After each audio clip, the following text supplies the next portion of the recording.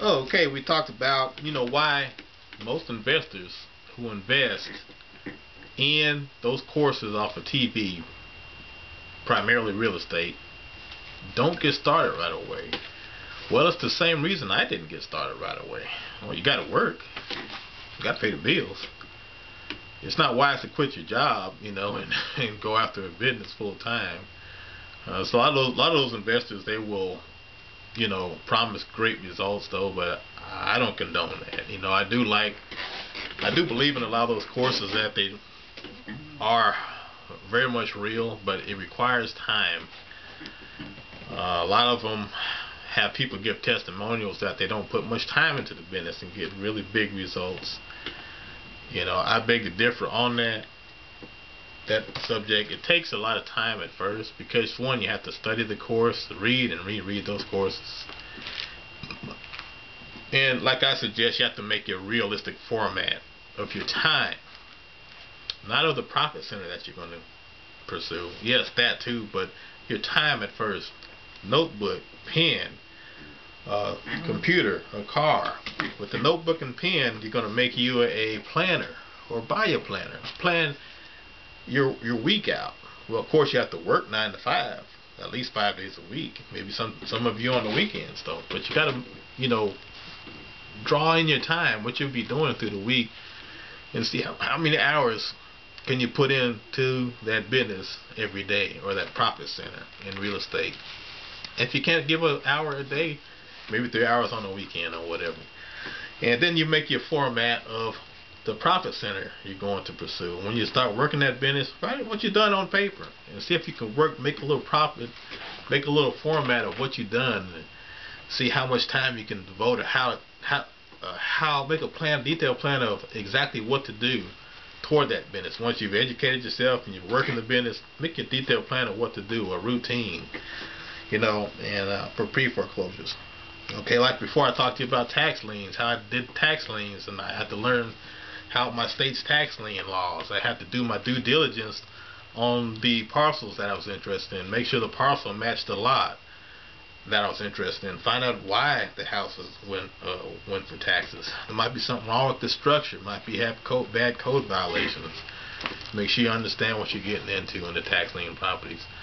But right now I'm interested in pre-foreclosures, and this is the format I made for myself in pre-foreclosures of how I'm going to execute the pre-foreclosure business. And it might be interesting to some of you all just the same.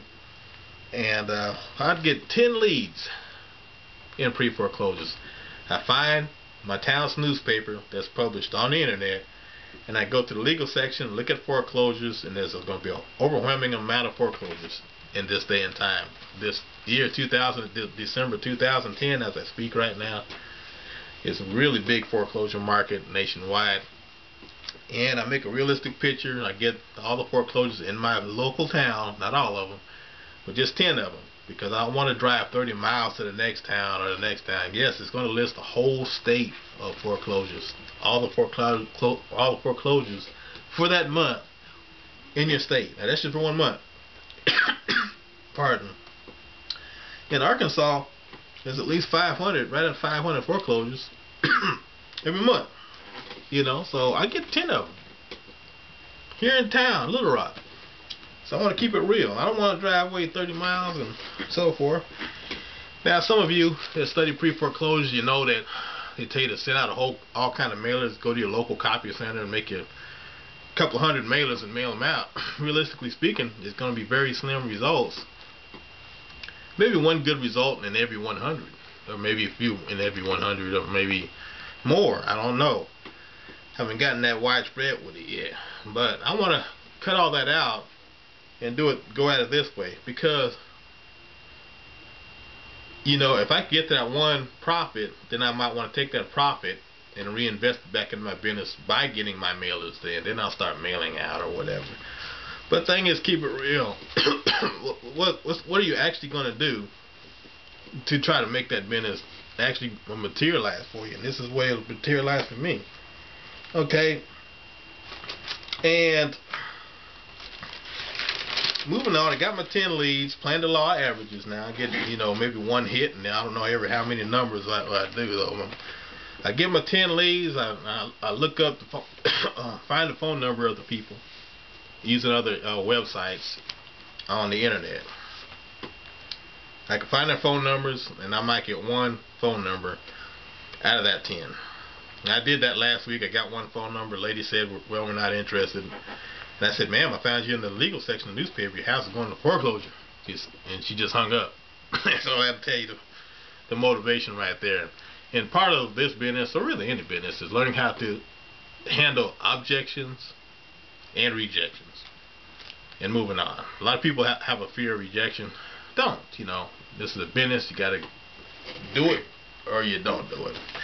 If you just sit in the corner, you're going to swear the business don't work, though. And that's one thing most of those in courses don't tell you, is that how much objections you're going to get, how much leads you're going to have to run through to get to that one yes, though.